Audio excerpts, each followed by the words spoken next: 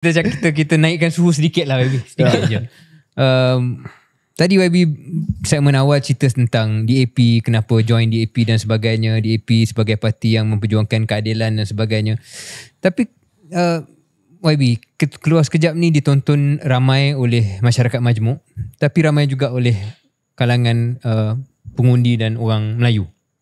Yang mana bagi mereka DAP adalah satu parti yang masih lagi pada minda mereka susah untuk mereka sokong atau susah untuk mereka terima. Ini adalah hakikat yang saya rasa YB sendiri iktiraf. Adakah ini disebabkan ada persepsi bahawa DAP ni bukan hanya tempat seperti YB Anthony masuk sebab nak keadilan sosial, tetapi juga menjadi rumah kepada mereka yang sebenarnya tidak selesa dengan status quo, yang mahu mengubah kontrak sosial, yang tidak merasakan bahawa Malaysia yang sekarang ini, yang Malaysia selepas merdeka ni adalah Malaysia yang mereka idamkan. They want to change Malaysia fundamentally. Is that accurate? Tak accurate. Yang pertamanya, kita tak pernah kata kita nak mengubah dari segi kontrak sosial, apa yang dikatakan sebagai kontrak sosial Malaysia, walaupun benda itu adalah satu konsep. Kontrak sosial ni apa? Kontrak sosial yang dalam konteks politik. Yang pertamanya, kepimpinan Melayu.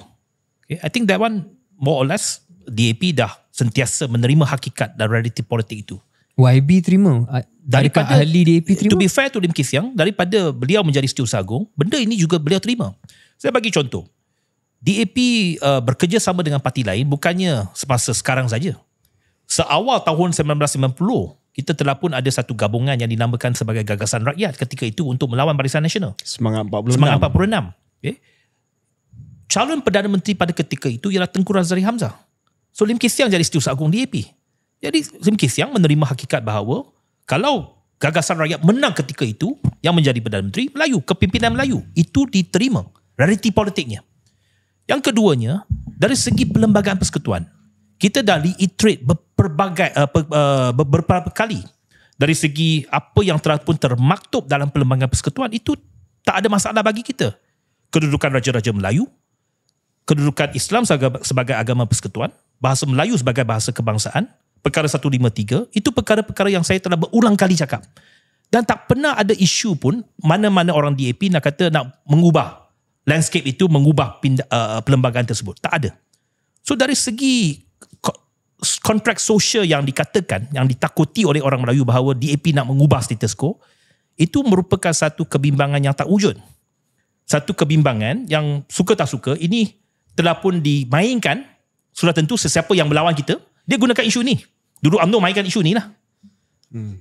Sekarang sudah tentu PAS dan juga Perikatan Nasional menggunakan isu ini untuk mengatakan bahawa dengan adanya DAP dalam kerajaan, dia nak mengubah status quo. Tapi jawapan saya tidak. Baca kenyataan kita, lihat tindakan kita dan sebagainya, dan dari segi realitinya, tak mungkin. Kita paling kuat sekarang pun 40 kerusi. Paling kuat 42 pernah.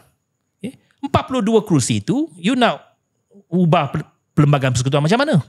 Dan realiti yang kita terima dalam DAP ialah, DAP tak boleh secara bersendirian. Kalau kita nak be part of the government, kita sudah tentu kena ada gabungan dengan parti-parti lain. So dalam konteks itu, Anthony, Yang Muhammad, apakah maksud, ini saya tanya Setiausaha Agung DAP, apakah maksud huraian Yang Muhammad sendiri kepada konsep Malaysia? What does it mean? It means to be bangsa Malaysia. Bahawa kita melihat yang pertamanya, dengan adanya pelbagai faktor dan juga latar belakang negara kita ni, the construct of the country, tetapi pada masa yang sama, kita kena lihat antara satu sama lain itu lebih banyak integrasi dan menghormati antara satu sama lain. Apa yang saya nak lihat ialah, walaupun saya menerima bahawa kalau saya dilahirkan sebagai Cina, ada kekangan saya. Umpamanya, saya tak pernah ada cita-cita nak menjadi Perdana Menteri. Saya tahu kekangan politik bagi saya is almost top already. Menjadi Menteri Pengangkutan is kira one of the senior minister. Setiausaha Agung DAP yang paling tinggi pun pernah menjadi Menteri Kewangan saja. Nothing more than that. Begitu juga dengan pemimpin-pemimpin daripada MCA dan sebagainya. So dari segi realiti politik itu kita dah terima dah. Tak menjadi masalah. Tetapi apa yang saya harapkan sebagai seorang ahli politik, sebagai seorang pemimpin politik, yang juga saya menyumbang kepada negara, ialah saya tidak dilihat atas faktor kaum saya. Bukan atas faktor parti saya, tetapi kebolehan kita dan juga sumbangan kita kepada masyarakat yang perlu dinilai oleh pengundi. Yang Muhammad rasa dah ada evolusi dari segi konsep Malaysia yang dihuraikan oleh Yang Muhammad tadi dengan konsep Malaysia yang contohnya pada tahun 1967 kita selalu diingatkan dengan manifesto DAP pada tahun tersebut dan juga deklarasi yang dibuat di setapak kononnya yang dikatakan bahawa DAP akan menentang pengasingan kaum antara Bumi Putera dan bukan Bumi Putera, dan itulah sebenarnya DNA Malaysia yang asal, supaya tidak lagi ada different races, just Malaysian sahaja. Oleh yang demikian, maksudnya segala apa sahaja keistimewaan yang ada pada kaum-kaum tertentu dah tak ada lagi dah.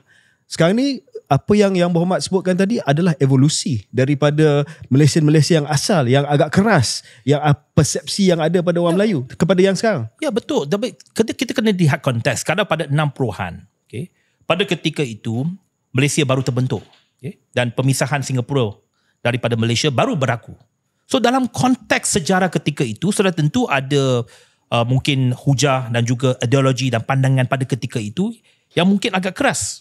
Tetapi secara evolusinya dan masyarakat berubah, demografik dah berubah, dan dari segi realiti politiknya, saya rasa bahawa pada ketika ini kepimpinan DAP bukan bermula daripada saya, malah bermula semasa Guan Eng pun telah ke arah yang lebih pragmatik, yang menerima kenyataan bahawa ada kekangan-kekangan yang perlu kita terima.